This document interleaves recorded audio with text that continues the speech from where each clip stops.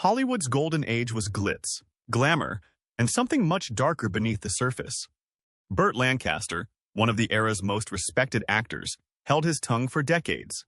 But in his later years, he finally revealed the chilling truth: the names of the actors he believed were truly evil. Join us in this video to see which one will be named. But do you think Hollywood's golden age was more corrupt than today's industry? Comment 1 for yes or 0 for no. Your opinion might surprise others. And now, let's see the path Burt Lancaster collected each name on the list. Burt Lancaster was no stranger to the harsh realities of old Hollywood. Behind the bright lights, he saw manipulation, abuse of power, and personal betrayals. And he wasn't afraid to speak out, eventually. But the journey to realize the truth is a long one. Before becoming a man immersed in the halo of Hollywood, he was just an innocent boy. Young age. New York City's Manhattan was the location of Burt Lancaster's birth on November 2, 1913. His birth name was Burton Stephen Lancaster. During the golden age of Hollywood, he was widely considered one of the most famous and versatile performers. Lancaster was brought up in East Harlem by parents who were members of the working class. His father was employed as a postal worker, while his mother was a homemaker. Lancaster grew up in a family that was both challenging and close-knit. At a young age, he had a strong sense of independence, athleticism, and a natural charm that would later serve him well on stage and in cinema. He was also a talented actor. He received a scholarship to attend New York University, where he excelled in both basketball and gymnastics. He attended DeWitt Clinton High School, which is located in the Bronx, and then moved on to New York University. Lancaster originally got his start in the entertainment industry as an acrobat in a circus before he became a leading man in Hollywood.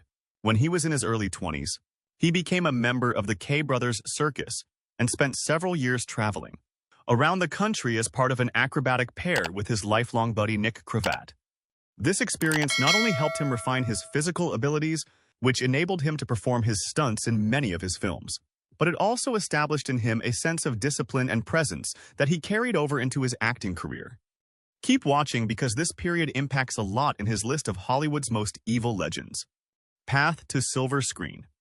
There was a certain amount of luck involved in Lancaster's journey to the big screen. Serving in the United States Army during World War II in the Special Services Unit, where he was responsible for providing entertainment to the troops, motivated him to attempt acting.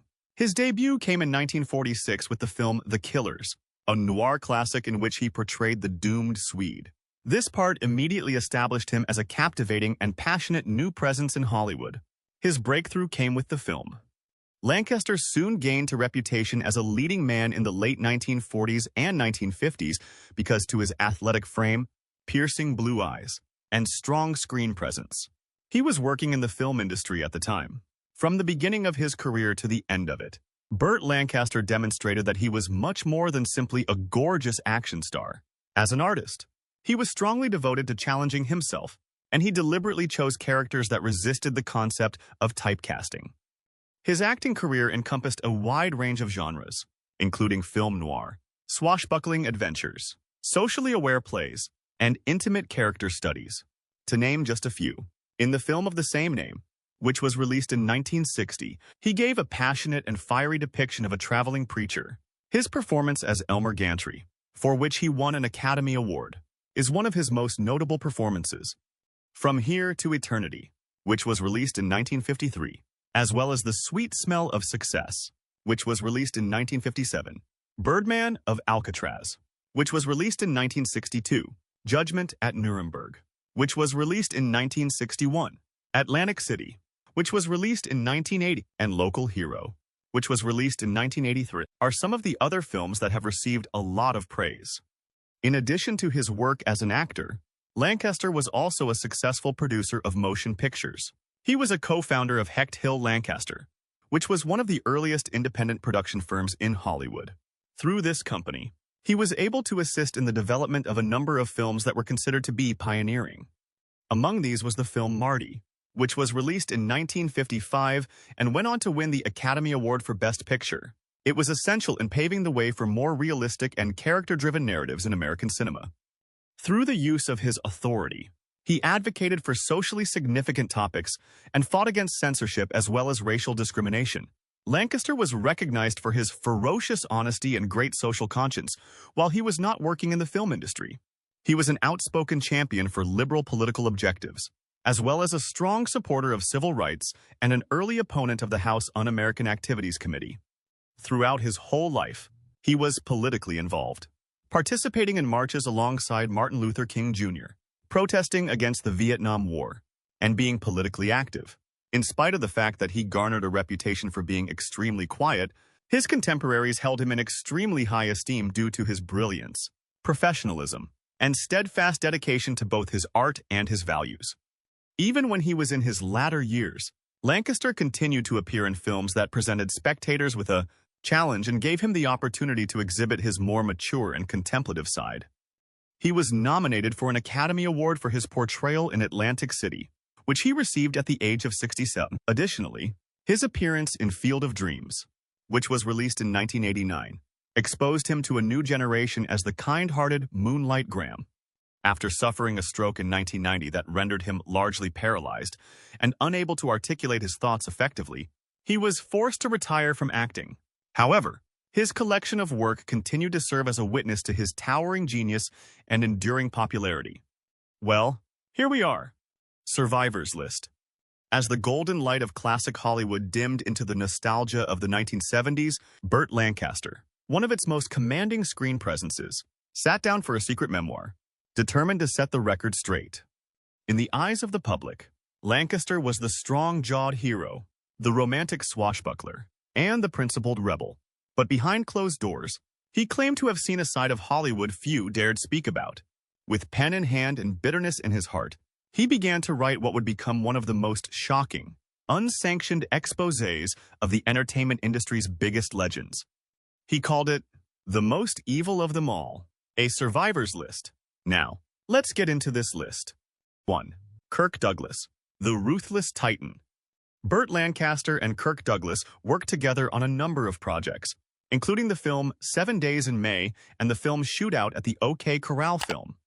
On the other hand, Lancaster's private writings suggest that the relationship was actually a cover for a profound animosity. Douglas was a man who was carved out of ambition and covered in ice. According to his description, according to Lancaster, Douglas was a deceitful schemer who trampled colleagues in order to reach the top of the organization, while the rest of the world regarded him as a heroic Spartacus. Lancaster claimed that he would take a role away from his own kid if it meant that he would receive one more headline. For his part, he accused Douglas of engaging in backroom betrayals, blacklisting with ruthlessness, and used charm as a weapon to crush his competitors. 2. Natalie Wood, the siren with a secret.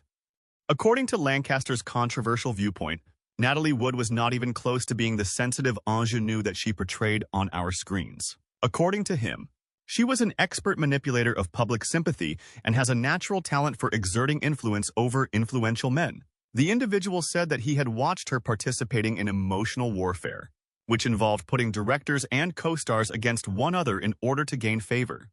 According to him, she had the ability to cry on command in the middle of a boardroom or a bedroom, which suggests that she used her perceived vulnerability as a weapon. Although the circumstances behind her terrible demise are still unknown, Lancaster made a cryptic reference to the havoc that she left behind. 3. Mickey Rooney, the Mask of Mischief. Mickey Rooney was often regarded as the ideal boy next door in the United States of America.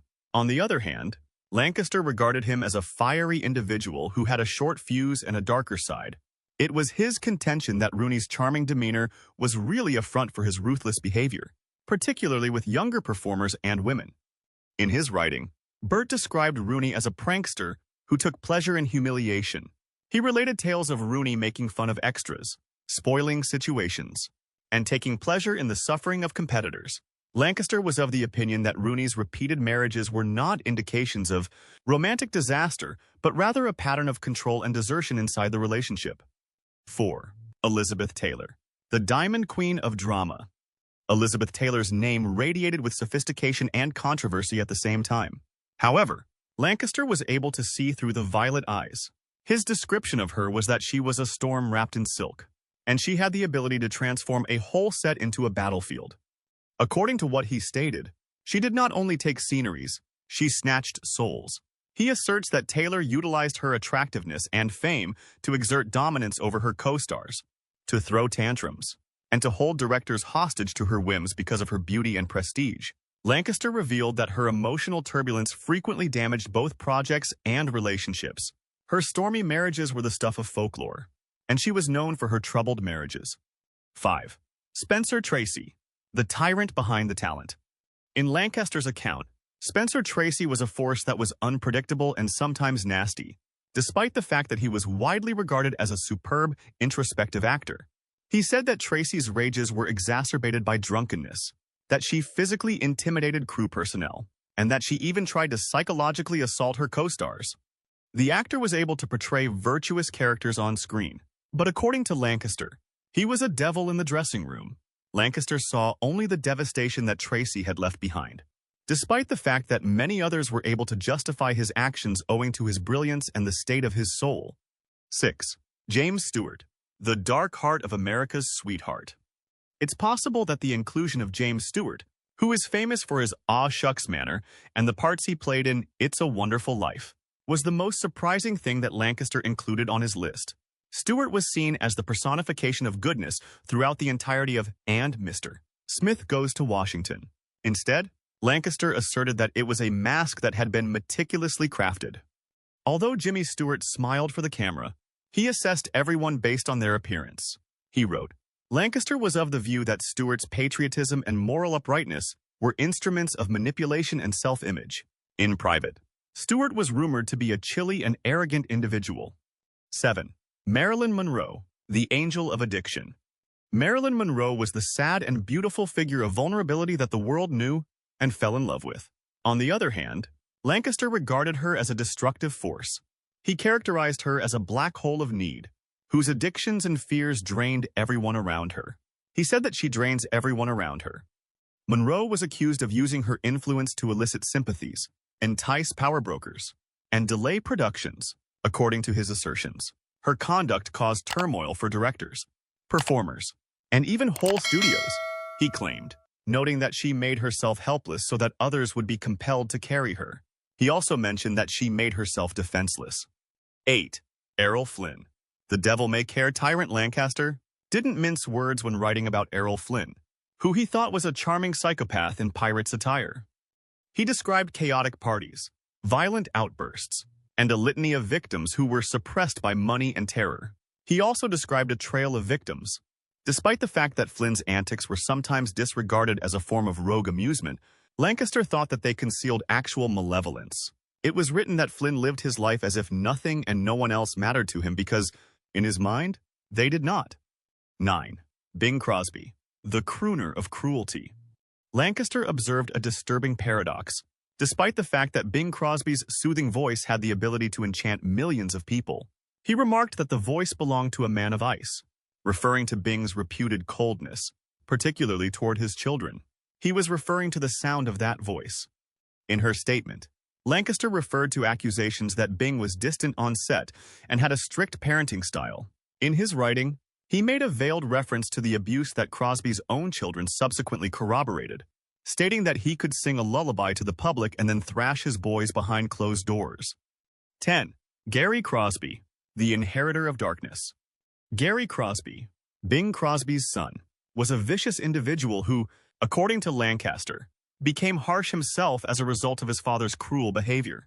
Lancaster asserted that he was not just carrying the scars, but also the anger that he had borne. Gary apparently continued to engage in cycles of addiction, resentment, and bitterness as an adult by lashing out at people who were immediately surrounding him. He was not a monster from birth, but rather a terrible example of inherited trauma that had become toxic, according to Lancaster's perspective. 11. Henry Fonda, the Ice King. It was often believed that Henry Fonda was a man of quiet integrity. Nonetheless, Lancaster observed something different in him, an emotional detachment that was on the verge of being cruel. He claimed that he approached life in a manner that was antiseptic, judgmental, and frigid, much like a courtroom. From Lancaster's perspective, Fonda's restrained manner was not an indication of introversion, but rather of scorn. A glimpse was all it took for him to pass judgment, and he left others unable to move in his shadow. It was indicated by Lancaster that even his children were affected by his distant parenting style, which was subsequently verified by Jane Fonda that this was the case. 12. Jane Fonda. Jane Fonda was seen by Burt Lancaster, a revolutionary with a vicious bent, not just as a political firebrand, but also as a person who was prepared to sacrifice anything, including relationships, reputations, and even truths, for the sake of her cause. His perception of her was that she was calculated and saw activism as both a shield and a weapon. In his writing, he described her as someone who could be warm one minute and very cold the next. He said that she used her ideas as a weapon to dominate the narrative and crush opposition. 13. Joan Crawford. The Iron Matriarch. It would be impossible to compile a list of reputed tyrants in Hollywood without include Joan Crawford. She was a lady of iron ambition and steel nerves, someone who could dominate a set with her look alone. According to Lancaster, who defined her as these qualities, he said that she was responsible for the abuse of aides, the intimidation of younger actresses, and the manipulation of public image. He made a reference to the fact that she controlled with her eyebrows and her fists, drawing parallels to the harsh parenting style that her daughter Christina would subsequently disclose. 14. Lucille Ball, the Queen of Control. According to Lancaster, Lucille Ball was a dictator when the cameras stopped rolling, despite the fact that she was much loved for her brilliant comic performances. According to what he stated, Lucy's goal was not only to be hilarious, rather, she desired to own everything. She allegedly engaged in micromanagement of staff members, made agreements behind people's backs, and handled her empire as if it were a war while she was the leader of Desilu. The legendary laugh that she was known for could become as harsh as a whip. According to Lancaster, when things did not go her way, it is uncertain whether these charges were true, whether they were exaggerated, or whether they were the result of the bitterness of a disillusioned performer. Although Burt Lancaster lived, this memoir was never published during his lifetime. In the event that it does exist, it is kept secret in a dusty archive or a private estate, where its discoveries are ready to shake the foundations of Hollywood folklore. Not only was the golden age of Hollywood founded on dreams, but it was also built on secrets, sins, and the shadows of its stars. If even a quarter of Lancaster's assertions were accurate, then one thing is certain. The golden age of Hollywood was built on all of these things. Yes, Hollywood's golden age wasn't always golden, and the legends we love may not be who we thought they were. So was Burt Lancaster. Multiple marriages. He had a personal life that was both complicated and dramatic. His life was distinguished by many marriages and several memorable sexual entanglements. Lancaster was married 3 times during the course of his lifetime, and each of these marriages added something unique to the unique tapestry that is his personal narrative. During the early years of his professional life, while he was still establishing himself in the world of performance, initially as a circus acrobat and then as an emerging actor, he tied the knot for the first time with June Ernst in 1935. This was during the early years of his performing career. June Ernst, a trapeze performer whom he had met via his engagement in the circus, shared with Lancaster a passion for the spectacle of entertainment as well as a love for physical performance. On the other hand, as his career in Hollywood began to soar in the 1940s, their paths began to diverge in different directions. Their relationship is placed under strain as a result of the stress of a flourishing film career, frequent travel, and the growing amount of demands that come with popularity. In spite of the fact that they had been together for more than a decade, the pair went their separate ways in 1946 because their marriage was eventually unable to survive the strain of these upheavals. The marriage did not result in the birth of any children, and it finally deteriorated into a peaceful divorce as Lancaster's celebrity increased at an exponential rate. In the latter part of the same year, in 1946, Lancaster tied the knot with Norma Anderson, starting a partnership that would go on to become his most enduring and significant in terms of his family life. When he was at the pinnacle of his Hollywood career, Norma was something that helped him maintain his equilibrium in life. The couple had 5 children together: James, William, Susan, Joanna, and Sile. Despite the sometimes chaotic nature of his personal life and the continual demands of his job, Lancaster showed a great deal of affection for all of his children. During the course of their marriage, which lasted for more than 20 years, the actor was accompanied by his wife through some of the most significant milestones of his professional life. These occasions included his victory for the Academy Award in 1960 for his performance in Elmer Gantry and his participation in socially conscious filmmaking. Nevertheless, despite the fact that they had been together for a long time, the relationship was not devoid of challenges. The divorce between Lancaster and his wife in 1969 was finally brought about by Lancaster's adulterous relationships, extended absences owing to filmmaking, and an increasing emotional distance between them. Despite the fact that the marriage ended in divorce, Norma Anderson continued to play a significant role in his life, particularly because she was the mother of his children. It was not until far later in life that Lancaster tied the knot once more. The year 1990 was the year when he tied the knot with Susan Martin, a somewhat younger lady who served as a companion to him throughout the closing years of his life. Although their relationship was relatively short-lived owing to Lancaster's deteriorating health, it was described as being kind and loving by all accounts. Susan stayed at his side during his later struggles with heart illness and the aftermath of a stroke that rendered him unable to function, which occurred in 1990, only a few months after they had tied the knot. During his latter years, she remained his wife until his passing in 1994, providing him with care and emotional support during his final years. After several decades of complicated relationships and personal upheavals, Lancaster finally found some degree of peace and home comfort through a marriage that took place later in life. Aside from the marriages that were legally recognized, Lancaster's romantic life was characterized by several high-profile relationships that frequently garnered notice in the Hollywood community. His love engagement with the British actress Deborah Kerr during the production of the legendary film From Here to Eternity, which was released in 1953, is one of the most talked-about aspects of his life. Their palpable on-screen chemistry culminated in the now-famous beach scene, one of the most romantic moments in film history. Reportedly, their connection off-screen mirrored the emotional performances they gave, despite the fact that both of them were married at the time and their affair was kept a secret. It was stated that the romance with Kerr was extremely powerful and that it left an imprint that would remain for a long time on both performers.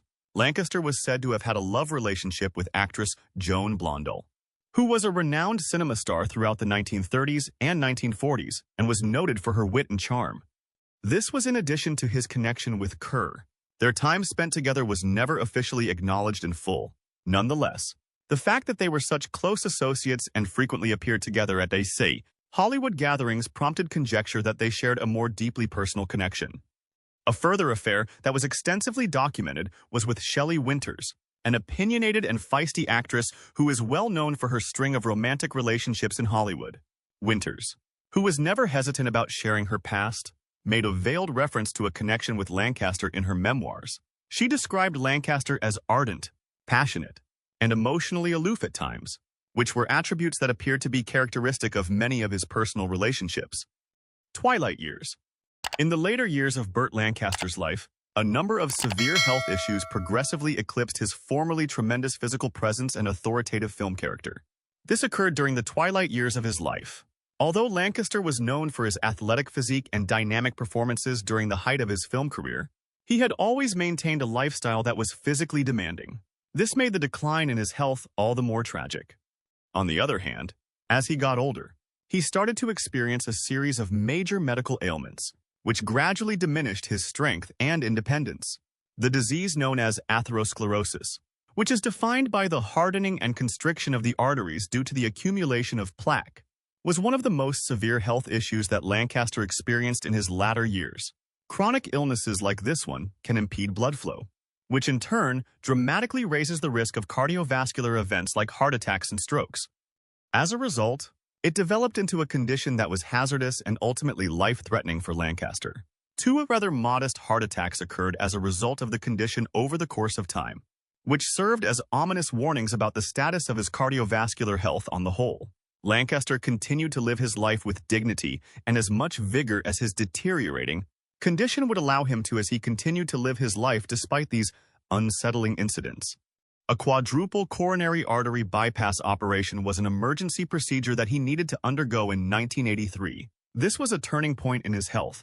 In order to enhance blood flow to his heart and to avert a possibly deadly cardiac episode, it was essential to perform this significant treatment, which includes grafting arteries or veins in order to bypass clogged coronary arteries. This was a significant indication of how terrible his health had grown. as the procedure was rather extensive. The incident had a negative impact on his general resilience, despite the fact that he was able to survive the operation and originally appeared to be recovering well. As the decade progressed, Lancaster's health continued to decline, despite the fact that she had successfully recovered from this major operation. In the year 1990, he was struck by a stroke that was so severe that it had long-lasting and life-influencing effects. As a result of the stroke, he was left partly paralyzed, which severely restricted his movement and rendered him unable of living alone. His capacity to speak was taken away from him as a result of the stroke, which was perhaps even more devastating for a man whose voice had captured audiences in legendary films such as From Here to Eternity and Elmer Gantry. A skilled actor who had depended not just on his physically, but also on his emotive vocal delivery. To bring characters to life was dealt a particularly harsh blow when he lost the ability to speak. Following the stroke, Lancaster withdrew almost totally from the public spotlight. He was no longer able to participate in the type of social or professional life that he had formerly embraced with such a great deal of enthusiasm. The final years of his life were spent in relative solitude, under the care of loved ones and medical specialists. He was surrounded by his family and friends. The incredible life of Burt Lancaster came to an end on October 20th, 1994, marking the conclusion of the last chapter of his life. His death was calm, and he passed away at his apartment in Century City, which is located on the west side of Los Angeles and is well known for its proximity to the film industry, which he had been instrumental in shaping for many years. It was his third and last heart attack that ultimately led to his passing. It was the climax of the lengthy fight he had been fighting against cardiovascular illness from the beginning. 80 years old was his age. Fans and colleagues alike recalled not just the immense contributions he made to the film industry, but also the intense life and passion he gave to each and every performance. The news of his passing was welcomed with universal sadness in Hollywood and among film aficionados all over the world. Burt Lancaster's reputation has persisted and continues to thrive as one of the towering giants of classic American film, although his final years were defined by sorrow and quiet. Enduring influence. Burt Lancaster was far more than a Hollywood heartthrob with dazzling blue eyes and an athletic build. He was a symbol of a changing America, one who grew from a circus acrobat into an Oscar-winning actor, producer, and passionate advocate for social justice. His legacy is multifaceted and enduring. Burt Lancaster left behind a blueprint for what it means to be a Hollywood star with integrity. He combined physical prowess with raw emotional depth, artistic independence with social conscience. Modern actors like George Clooney, Denzel Washington, and Leonardo DiCaprio echo aspects of his career, balancing mainstream appeal with thoughtful, risky projects and activism. His films remain classics, but his deeper legacy lies in how he changed what a movie star could be, not just a performer, but a force for cultural change. Hollywood's golden age wasn't always golden, and the legends we love may not be who we thought they were. Which golden age actor do you think had a darker side no one dared to expose? Drop your theories in the comments. Let's see who we all suspect. If this video made you rethink old Hollywood, give it a like. Subscribe for more behind-the-scenes revelations, and share it with anyone who still loves the classics but wants to know the truth.